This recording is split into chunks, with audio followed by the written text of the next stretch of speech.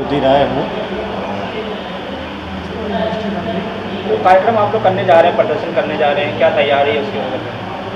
देखिए, हम जगह जगह जो है नौजवानों से बात कर रहे हैं, पर्चे बांट रहे हैं और हर स्तर पे गांव शहर में हम लोगों ने इसको लेकर के एक बड़ा कैंपेन लिया है और हमें उम्मीद है कि जब नई संसद का नया सत्र जो है उसमें हम जो हम छात्र संसद लगाएंगे, नौजवान संसद लगाएंगे, वहाँ एक मजबूत मौजूदगी नौजवानों की रहेगी।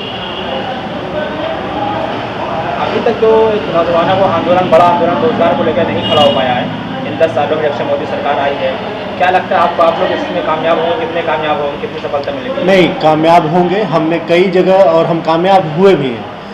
छात्रों, नौजवानों के लगातार सवाल बने रहे हैं और सरकार को अगर ये सवाल नहीं बनते तो मोदी सरकार इस बात पे कभी चुनाव न लड़ती। ये 2014 में आप देखें हैं कि इन्होंने नौजवानों से वादा किया था कि हम 2 करोड़ रोजगार देंगे। यूपी में योगी आदित्यनाथ बार बार कह रहे हैं कि हमने 6 लाख रोजगार दिए। अगर हमारी बात का असर ना होता तो इनको ये सफाइयाँ ना देनी पड़ती। आज मुख्यमंत्री और प्रधानमंत्री की ये हैसियत हो गई है कि वो नियुक्ति पत्र बांट रहे हैं। आज तक ऐसे कार्यक्रम कभी देश में नहीं हुए। देश में इतने लोग नौकरी करके रिटायर हो गए, नियुक्ति पत्र बांटने का सामूहिक कभी आयोजन नहीं होता था। लेकिन आज ये इस हद तक क्राइसिस है कि मुख्यमंत्री और प्रधानमंत्री को नियुक्ति पत्र बांटना पड़ रहा है। इसका मतलब ये है कि कहीं ना कहीं इन आंदोलनों का असर है कि सरकार को जो है ऐसे काम करके ये दिखाना पड़ रहा है कि हम नौकरी दे रहे हैं, जो कि सच नहीं है। नौकरी देने में सक्षम नहीं है, नहीं दे पा रहे हैं, लेकिन फिर भी एक दिखावा कर ही रहे हैं।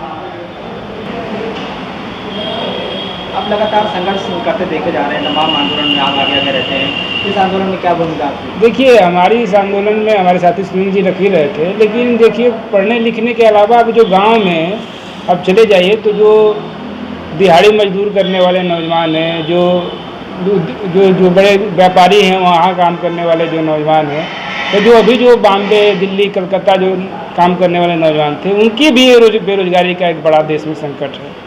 तो हम कह रहे हैं कि जैसे नौकरी तो है ही है, इसके साथ साथ जो अनपढ़ लोग हैं, जो पढ़े लिखे नहीं हैं, जो मेहनत मजदूरी करके किसी दुकान पर रह के नौकरी पा लेते हैं, उनके भी रोजगार का एक बड़ा संकट है।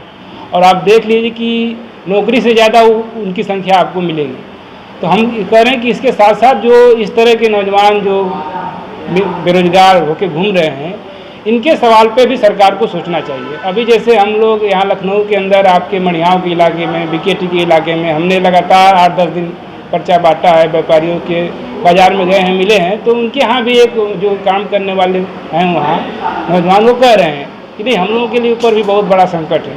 लखनऊ में अब वही लोगों को रोजगार मिल पा रहा है जो लॉकडाउन के बाद। हाँ, इस तरह लॉकडाउन के बाद तो इस तरह का जो बेरोजगारी का संकट है, इस पे भी मुझे लगता है कि सरकार को सोचना चाहिए। और हम करें यूपी की सरकार, जो मोदी, जो योगी जी जो कह रहे हैं कि नहीं हम 6 लाख रोजगार दे दिए हैं 6-7 साल में, लेकिन आप जाके देखेंगे तो गाँव की स्थिति, बस शहर में जो नौजवान घूम रहे हैं उनका स्थिति बहुत बदतर है। तो इस पर भी हम सोच रहे हैं कि सरकार को सोचना चाहिए, योगी सरकार को सोचना चाहिए। और इसको लेके हम लोग दिल्ली तो जा ही रहे हैं, इसके साथ साथ हम आने वाले समय में यूपी में भी इस सवाल को उठाएंगे।